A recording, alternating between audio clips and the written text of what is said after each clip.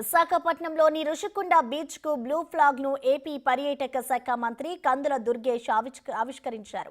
Rushikonda beach పూర్వ వైభవాన్ని తిరిగి తీసుకువచ్చి బ్లూ ఫ్లాగ్ హోదా వచ్చేలా చర్యలు తీసుకున్నామని చెప్పారు. పర్యాటక శాఖ అధికారులను సమర్థంగా దిశానిర్దేశం చేసి తక్కువ సమయంలోనే ఈ ఘనతను సాధించామని చెప్పారు. దేశంలో బ్లూ ఫ్లాగ్ గుర్తింపు పొందిన మొదటి 8 బీచ్లలో రుషికొండ ఒకటని తెలిపారు.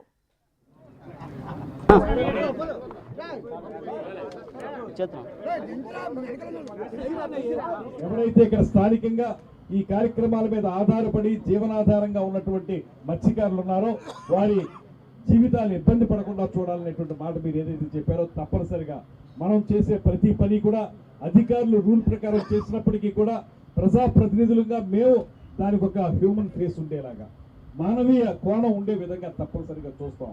ఎవరికి కూడా ఇబ్బంది లేకుండా చూస్తాం. కానీ ఆ పేరుతోటి అన్యాక్రాంతం అయిపోతూ ఉంటే, లేకపోతే దీన్ని ఇతర అవసరాలకు ఉపయోగించుకుంటా ఉంటే, లేకపోతే దీన్ని ఆక్రమించేసుకుంటా ఉంటే మాత్రం చూస్తూ ఊరుకోవటానికి ఇది సాధారణమైన బీచ్ కాదు. కష్టపడి బ్లూ ఫ్లాగ్ తెచ్చుకున్నాం.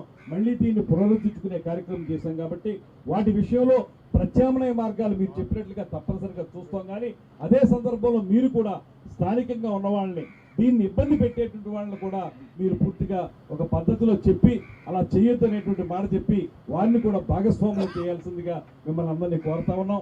ఈ రకమైనటువంటి బీచ్ని మళ్ళీ మనం తెచ్చుకోలేం కాబట్టి దీని యొక్క సౌందర్యాన్ని కానీ దీని యొక్క స్వచ్ఛతను కానీ ముఖ్యంగా ఆ పరిశుభ్రంగా ఉంటేనే ఆ డెన్మార్క్ వాళ్ళు దీనికి ఇస్తారు. ఆ స్వచ్ఛత కాపాడే విధంగా మన కార్యక్రమాలు ఉండాలనేటువంటి మాటను కూడా మరొకసారి తెలియజేసుకుంటూ కొంచెం ఇబ్బంది అయింది. ఏంటంటే ఈ ప్రకృతి విధి కూడా చాలా బలహీనంగా ఉంటాయనేటువంటి మాటకి 3 ఫ్లాగ్లు 2 ఫ్లాగ్లు బాగానే ఎగిరిని బ్లూ ఫ్లాగ్ వచ్చేటప్పుడు కొంచెం ఇబ్బంది పడ్డా. అంటే మనకు కొంచెం ఇబ్బంది వచ్చింది టెంపరీగా. ఆ ఇబ్బందిని ఆ ఫ్లాగ్ కూడా చూపించేసింది. అయినా కష్టపడి మళ్ళీ రెపరెపలాడేలా చేసాం.